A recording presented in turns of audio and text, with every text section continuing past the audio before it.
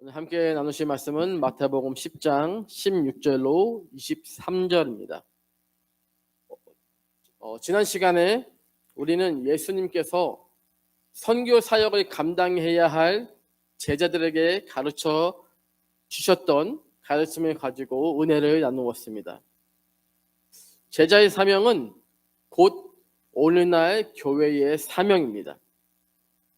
우리의 사명은 잃어버린 양에게 가서 천국이 가까이 왔다라는 복음을 전하는 것입니다.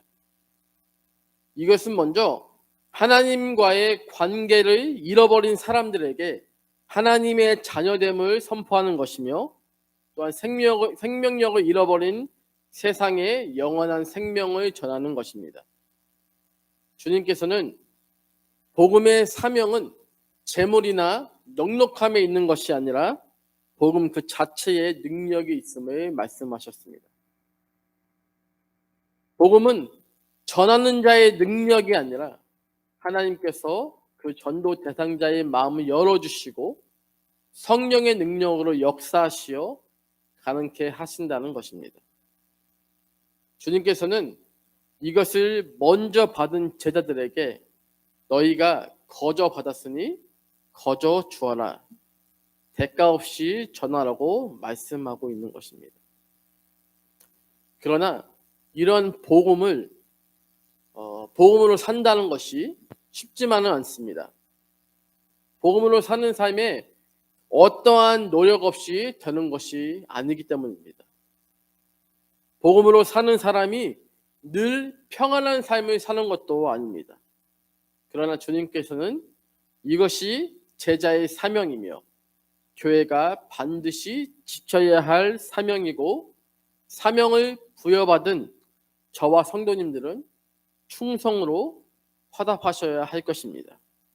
오늘 본론으로 들어가서 16절에서 23절로는 제자들이 세상에서 핍박받을 것을 염두에 두고 하신 말씀입니다. 세상은 전도자들을 환영하지 않습니다. 그리고 여러모로 핍박할 것을 주님께서는 이미 미리 아셨다는 것입니다. 그 이유는 세상의 권세 잡은 사탄이 복음 전파를 결코 좋아하지 않기 때문입니다. 그러한 이유에도 어떻게 하면 세상의 박해 속에서도 복음의 사명을 잘 감당할 수 있을지 예수님의 가르침에 귀 기울이시기 바랍니다.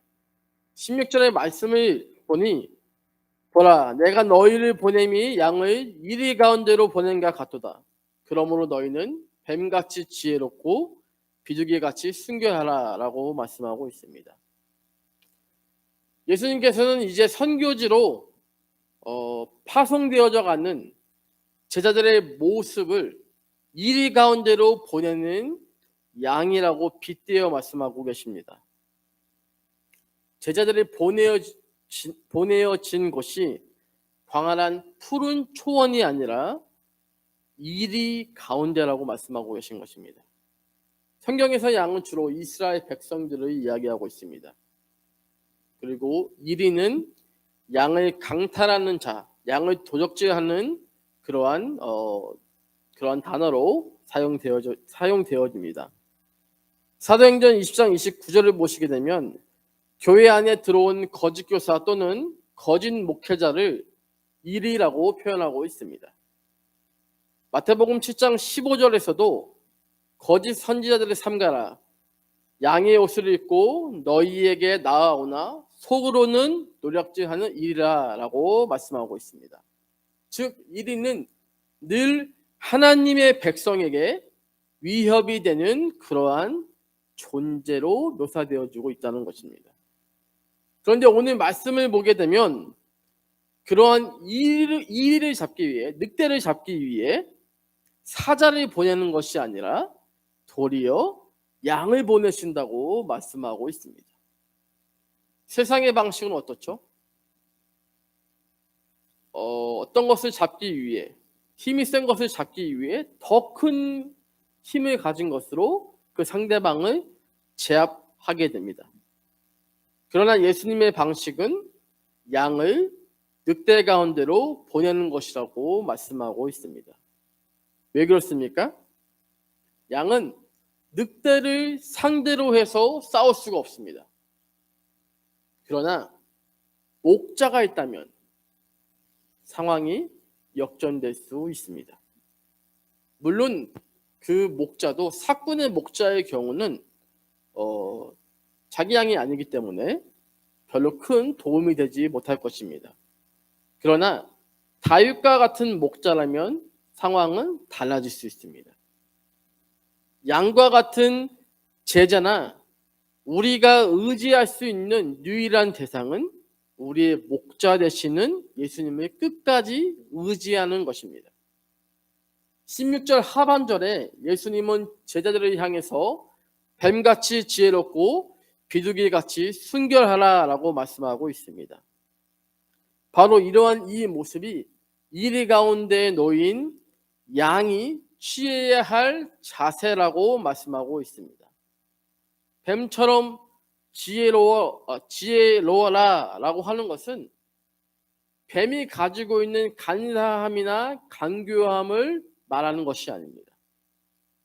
지혜롭다라는 단어로 쓰인 원어 헬라어는 프로니모이라는 단어인데 이것은 생각이 깊은, 사려 깊은, 신중함이라는 뜻을 가지고 있습니다.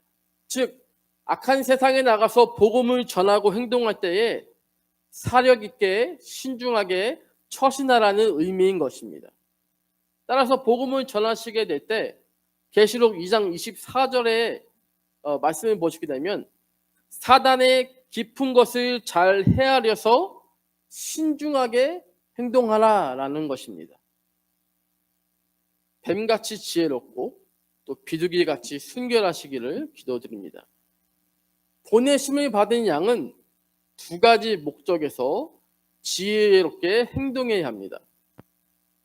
첫째는 생명을 유지하는 것입니다. 23절의 말씀에 이 동네에서 저희를 박해하거든 저 동네로 피하라. 내가 진실로 너희에게 이르노니 이스라엘의 모든 동네를 다 다니지 못하여서 인자가 오리라. 예수님께서는 제자들이 박해를 당하거든 이 동네에서 저 동네로 피하라 라고 말씀하십니다. 함께 사도행전 8장 1절의 말씀을 찾아보기 원합니다. 사도행전 8장 1절입니다.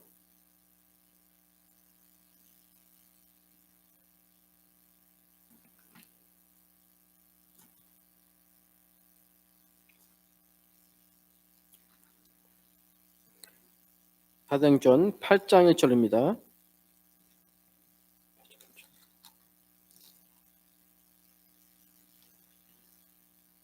함께 읽겠습니다.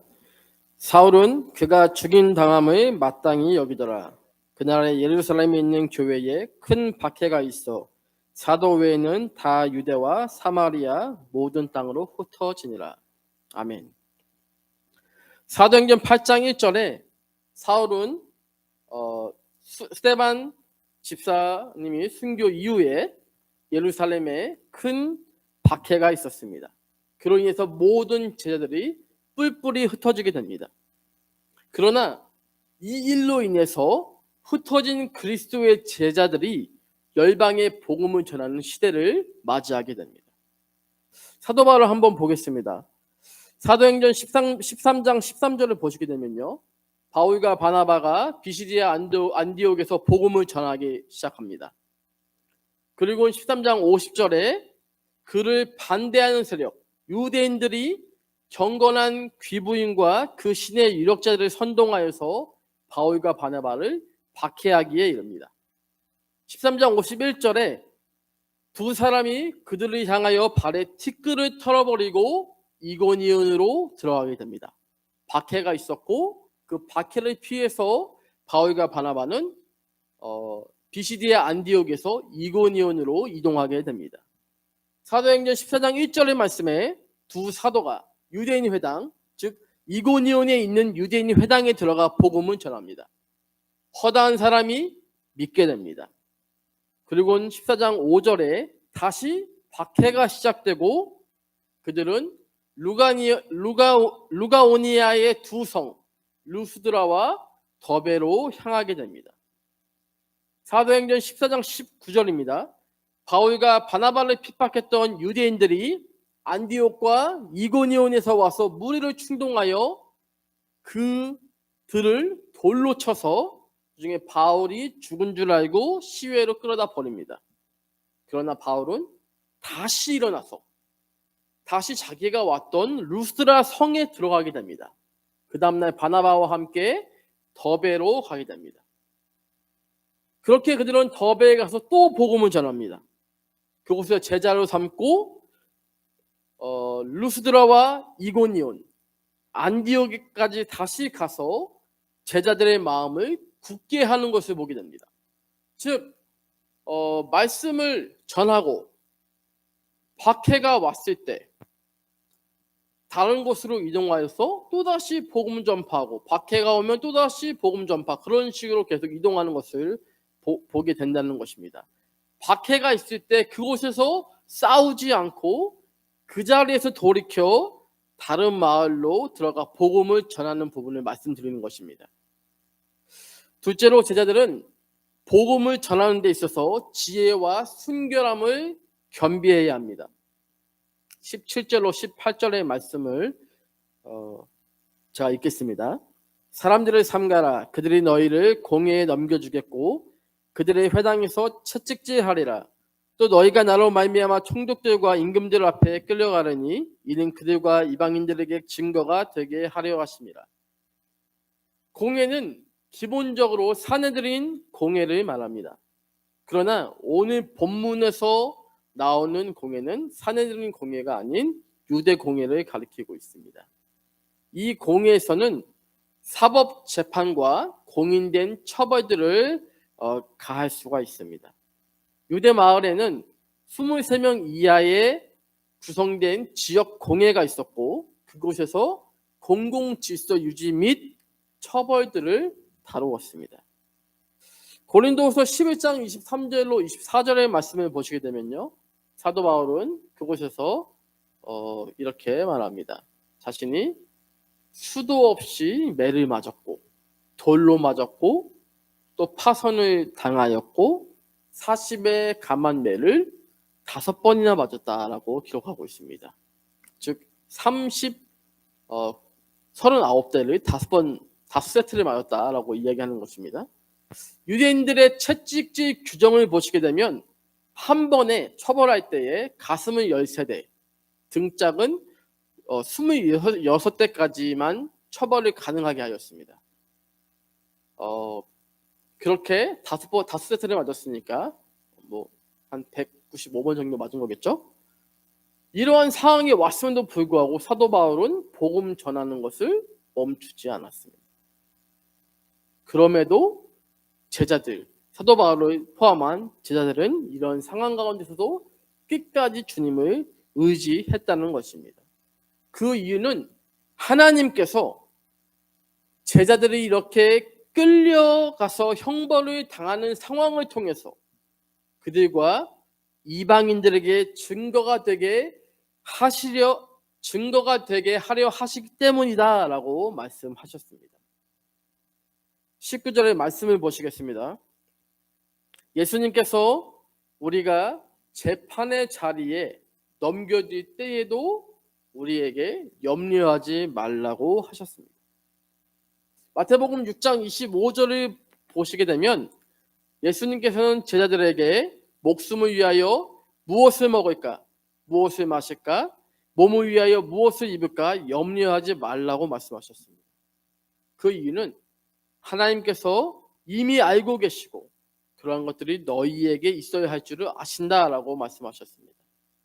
그리고 제자들이 어려움에 처해 있을 때에 염려하지 말아야 할 이유는 바로 하나님께서 제자들에게 성령을 보내주실 것인데 이 성령이 아버지의 성령이시기 때문이다라고 말씀하셨습니다.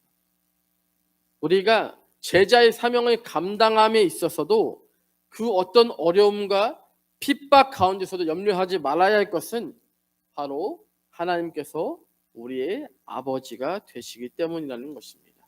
이런 아버지를 끝까지 신뢰하시기를 축원드립니다. 21절로 22절의 말씀을 보시겠습니다.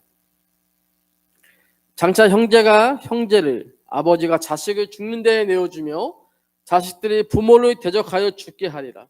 또 너희가 내 이름으로 말미암아 모든 사람에게 미움을 받을 것이니 끝까지 견디는 자는 구원을 얻으리라. 아멘. 그리스도인들에게 있어 핍박이 있을 것을 말씀하셨습니다. 아마도 제일 힘들고 아픈 핍박 중에 하나가 제가 사랑하는, 저희를 사랑해주는, 사랑하는 사람에게서 오는 핍박이라고 생각되어집니다. 그러나 이러한 핍박이 올 때에도 우리는 오로지 주님만을 바라보며 나아가야 할 줄로 믿습니다. 19절의 말씀에서 성령님께서 우리에게 할 말을 주시는 것처럼 그러한 순간에도 오롯이 믿음으로, 기도로, 인내로 그 상황들을 견뎌내야 할 줄로 믿습니다. 핍박이라는 것이 꼭 육체적인 핍박을 말하는 것이 아닙니다. 정신적으로 올 수도 있고 물질적으로 올 수도 있습니다. 그리고 다른 여러 형태로도 올 수 있습니다. 그런데 그 핍박을 받는 이유를 잘 생각해 보셔야 합니다. 왜 이러한 핍박을 받는가? 22절에 그 말씀에 답이 있습니다. 22절의 말씀처럼 너희가 내 이름으로 말미암아 라고 말씀하고 계십니다. 예수님을 믿기 때문에 이러한 핍박이 오는 것입니다. 예수님의 이름을 증거하기 때문에 이러한 핍박이 오는 것입니다. 예수님의 이름을 증거하지 않으면, 드러내지 않으면 이러한 핍박에서 자유로워질 수 있습니다.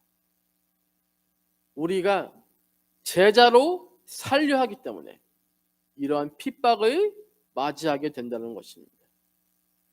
마태복음 5장 10절로 12절의 말씀으로 여러분에게 권면하고 싶습니다. 함께 읽기를 원합니다.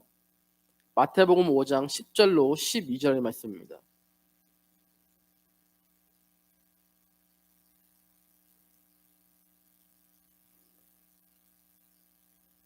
다 찾으셨나요?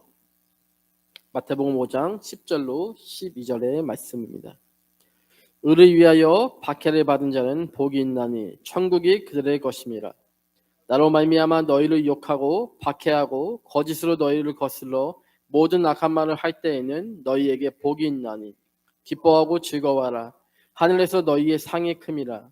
너희 전에 있던 선지자들도 이같이 박해하였느니라. 아멘. 아멘. 23절의 말씀을 보시겠습니다. 23절의 말씀에 이 동네에서 너희를 박해하거든 저 동네로 피해라. 내가 진실로 너희에게 이르노니 이스라엘의 모든 동네를 다 다니지 못하여서 인자가 오리라. 아멘. 사도 바울을 예로 들면서 제가 말씀을 드렸습니다. 박해하여서 다른 동네로 피함으로 인해 복음이 더욱 전파되었고 예수님께서도 위험이 있을 때 그 자리를 피하셨습니다. 순교에는 그 때가 있습니다. 때가 이르기 전에는 가능한 한 피하면서 복음을 전하는 것이 옳은 줄로 믿습니다. 예전에 중국에서 수많은 선교사들이 추방을 당했던 적이 있었습니다. 그로 인해서 중국의 선교가 멈춰졌습니까? 그렇지 않습니다. 많은 선교사들 추방을 당했지만 거의 대부분 추방당했던 대다수의 선교사님들은 다른 곳으로 재파송되셔서 캄보디아나 필리핀 혹은 중국 인접 국가에서 지금도 똑같이 복음을 전하고 계십니다. 또 다른 분들은 중국의 그 많고 많은 디아스포라에게 복음을 전하고 있습니다. 제가 예전에 필리핀 선교를 오기 위해서 준비하고 있었을 때 개인적으로 나까지 필리핀을 와야 하는가라는 부분에 있어서 제가 좀 고민을 했던 적이 있었습니다. 그러나 제가 필리핀에 막상 오고 나서 다른 분께 이제 그러한 이야기를 들었었는데요. 필리핀 선교를 하기 위해 꼭 필리핀에 오지 않아도 된다라는 말씀이었습니다. 왜 그런가라고 제가 그분께 여쭤보니 그분이 하신 말씀이 어차피 필리핀 사람이 대상이라면 필리핀 안에 엄청나게 많은 OFW가 있다. 그 OFW가 필리핀만큼은 아니지만 전 세계 각지에 다 흩어져서 그 필리핀 디아스포라처럼 그곳에서 일하면서 살고 있기 때문에 그들이 있는 곳에 가서 복음을 전하면 된다는 것이었습니다. 당시에 홍콩의 어떤 그 홍콩에 많은 그 OFW가 필리핀 사람들이 간 적이 있었죠. 그러나 그 홍콩의 어떤 그 법으로 인해서 주말에는 반드시 나가야 하는 어떤 그러한 법이 시행된 적이 있었습니다. 그래서 주말에는 필리핀 사람들이 오고 갈 데가 없어서 그 홍콩의 어떤 다리 밑에서 이렇게 뭐 기거하고 있었다라는 얘기 제가 들은 적이 있었습니다. 그랬을 때 꼭 필리핀이 아니라 홍콩의 그 다리 밑에 가서 그들을 위한 예배를 드리고 거기서 선교를 하면 된다라는 부분을 그분이 말씀하신 적이 있었거든요. 똑같이 캐나다에도 필리핀 사람이 많이 들어가 있습니다. 또 한국도 그 중에 하나입니다. 한국에서도 의외로 한국에 계시면서 필리핀 사람들이 한국에 와서 이제 공장 같은 데서 혹은 그 농사로 이렇게 도와주러 오지 않으십니까? OFW요? 그런 경우 그곳에서 필리핀 교회를 해서 그들을 섬기는 그런 경우를 제가 많이 보았거든요. 그렇기 때문에 꼭 필리핀이다라고 할 건 없었다는 거죠. 그러나 그것을 제가 너무 늦게 알았습니다. 늦게 알 때 이미 파송되는 몸 가운데서 제가 다시 홍콩으로 가겠다라고 하면 교회에서 별로 그렇게 좋아할 것 같지 않아서 제가 이제 그냥 생각만 하고 접었었습니다. 그런데 중요한 것은 무엇이냐면 그렇게 복음을 전하다가 박해가 오면 뭐 잠시 아프고 슬프지만 그냥 떠나면 됩니다. 떠나고 다시 또 다른 곳으로 가서 복음을 전하면 된다는 것이죠. 마지막으로 23절 하반절의 말씀 보시게 되면요. 이스라엘의 모든 동네를 다 다니지 못하여서 인자가 오리라라는 이 말씀이 약간 그 난해한 구절이다라고 이렇게 보는 견해가 들어 있습니다. 신학자마다 좀 견해가 다 다른데요. 어떤 사람들은 종말론적 재림의 견해를 갖고 있는 사람이 있고 또 예수님이 말씀하셨을 대로 40년 이후에 예루살렘 성전이 멸망한 것을 가지고서 말씀하는 사람도 있습니다. 또 성령 강림론을 말하는 사람도 있습니다. 그 밖에도 여러 견해가 있습니다. 그러나 말씀의 핵심 요소인 마을을 모두 돌아다니기 전을 어떻게 해석할 것이냐라는 부분에 있어서 견해가 다른 것이거든요. 이 부분에 있어서 그냥 단순하게 받아들이시면 좋을 것 같습니다. 제자들이 아무리 마을들을 다 돌아다닌다 해도 실제로 복음이 다 전해질 수는 없습니다. 따라서 돌아다닌다는 것을 지리적으로 볼 것이 아니라 영적으로 해석해야 한다고 생각되어집니다. 말씀의 결론을 맺겠습니다. 예수님께서는 우리 가운데 다시 오겠다라고 말씀하셨습니다. 그렇기 때문에 우리가 바라봐야 할 것은 오직 예수 그리스도입니다. 그분은 이 땅에 어린 양으로 오셨고 이리 가운데 양으로서 자신의 생명을 유월절 어린 양으로 들이셨습니다. 그리고 승리하셨고 세상을 이기셨습니다. 왜 그렇게까지 예수를 증거해야만 하는 것입니까? 그것은 주께서 우리를 위해 우리의 죄를 위해 어린 양으로 죽으셨기 때문입니다. 그리고 주님께서 우리를 사랑하시기 때문입니다. 예수님은 우리를 제자로 부르셨습니다. 하나님의 일을 우리를 통해서 하시기를 원하십니다. 그 일에 우리를 사용하시기 원합니다. 이 부분을 잘 생각하시고 복음 전파하는 것이 어렵다 할지라도 오로지 충성으로 함께 복음 전파하는 데 있어서 힘을 기울이시기를 주님의 이름으로 축원합니다. 기도하시겠습니다. 사랑의 하나님 감사합니다. 오늘 이 밤에도 주님께 나아오게 하시고 예배케 하시니 감사합니다. 오늘 말씀을 통해 끝까지 견디는 자는 구원을 얻으리라 라고 말씀하셨습니다. 어려움이 닥쳐올지라도 우리의 힘과 능으로 사는 것이 아니라 끝까지 목자 되신 주님을 의지하며 성령의 붙들림 받아 살아갈 수 있도록 인도하여 주시옵소서. 이제는 우리 주 예수 그리스도의 은혜와 하나님 아버지의 그 크신 사랑하심과 성령님의 감화 감동 내주교통 충만하심이 우리나라 역시 믿음으로 순종하며 살아가는 임마누엘 성도님들과 교회와 또 필리핀과 조국 대한민국 위에 지금부터 영원토록 함께 있을지어다.